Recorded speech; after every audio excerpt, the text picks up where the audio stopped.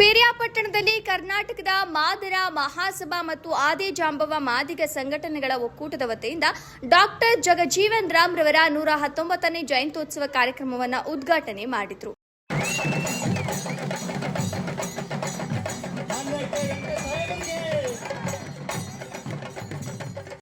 ನಂತರ ಆಹಾರ ಮತ್ತು ನಾಗರಿಕ ಪೂರೈಕೆ ಸಚಿವ ಕೆಎಚ್ ಮುನಿಯಪ್ಪ ರವರು ರಾಜ್ಯದಲ್ಲಿ ಸಮರ್ಪಕವಾಗಿ ಬಗೆಹರಿದಿರುವ ಒಳ ಮೀಸಲಾತಿ ವಿಷಯದಲ್ಲಿ ಬಿಜೆಪಿ ಮತ್ತು ಜೆಡಿಎಸ್ ಗೊಂದಲ ಸೃಷ್ಟಿಸಲು ಮುಂದಾಗಿದೆ.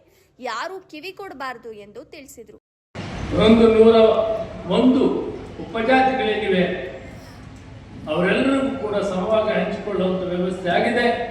ಇದರಲ್ಲಿ ಯಾರೂ ಭೇದ ಭಾವ ಇಲ್ಲ. ನಾವೆಲ್ಲರೂ ಕೂಡ ಒಟ್ಟಾಗಿದ್ದೀವಿ.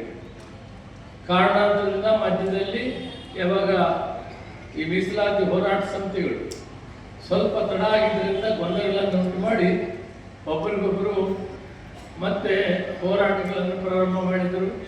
ಅದು ಸರಿಯಿಲ್ಲ. ನಾವೆಲ್ಲ ಅಣ್ಣ ತಮ್ಮಂದಿರಾಗಿರಬೇಕು. ಮೊದಲಿಂದ ಯಾವ ರೀತಿ ಹೋರಾಟ ಮಾಡ್ತಿದ್ದೆ ಒಗ್ಗಟ್ಟಾಗಿ ಅದೇ ರೀತಿ ಒಗ್ಗಟ್ಟಾಗಿರಬೇಕು. ನ್ಯಾಯಸಮ್ಮತವಾದಂಥ ವಿಷಯಗಳಿಗೆ, ಸಮಂಜಸವಾದ ವಿಷಯಗಳಿಗೆ ನಮ್ಮ ಹೋರಾಟ ಸಮಂಜಸವಾಗಿರಬೇಕು. ಒಳ್ಳೆಯ ದಾರಿಯಲ್ಲಿ ಹೋಗಬೇಕು ಮತ್ತು ಮುಂದುವರೆದಂಥ ಸಮಾಜಗಳು ಏನಿದೆ ಅವರ ಜೊತೆಯಲ್ಲಿ ವಿಶ್ವಾಸದಿಂದ ಬಾಳನ್ನ ಬದುಕನ್ನ ಯಾವ ರೀತಿ ಅವರು ಮುಂದುವರೆದಿದ್ದಾರೆ ಆ ದಾರಿಯಲ್ಲಿ ನಾವು ನಡೆಯೋ ಕಡೆ ಹೆಚ್ಚಿಗೆ ಒತ್ತನ್ನು ಕೊಡಬೇಕು. ಈ ಸಂದರ್ಭದಲ್ಲಿ ವಿಧಾನ ಪರಿಷತ್ತು ಸದಸ್ಯರಾದ ಡಾಕ್ಟರ್ ಡಿ ತಿಮ್ಮಯ್ಯ, ಮಾಜಿ ವಿಧಾನ ಪರಿಷತ್ತು ಸದಸ್ಯರಾದ ಸಿ ರಮೇಶ್, ಮಾಜಿ ಮಹಾಪೌರರಾದ ನಾರಾಯಣ್, ಮೈಸೂರು ಪೈಂಟ್ ಮತ್ತು ವಾರ್ನಿಸ್ ನಿಗಮದ ಅಧ್ಯಕ್ಷರಾದ ಎಚ್ ಡಿ ಗಣೇಶ್, ಕಾಂಗ್ರೆಸ್ ಪಕ್ಷದ ವಿಭಾಗೀಯ ಅಧ್ಯಕ್ಷರಾದ ರಹಮತ್ ಜಾನ್ ಬಾಬು, ವಿಷ್ಣು ಮುತ್ತೂರ್ ಕುಮಾರ್, ಬೇಗೂರು ಕುಮಾರ್ ಸೇರಿದಂತೆ ಮತ್ತಿತರರು ಹಾಜರಿದ್ದರು. ವರದಿ ಎಚ್ ಡಿ ರಮೇಶ್, ಪಿರಿಯಾಪಟ್ಟಣ.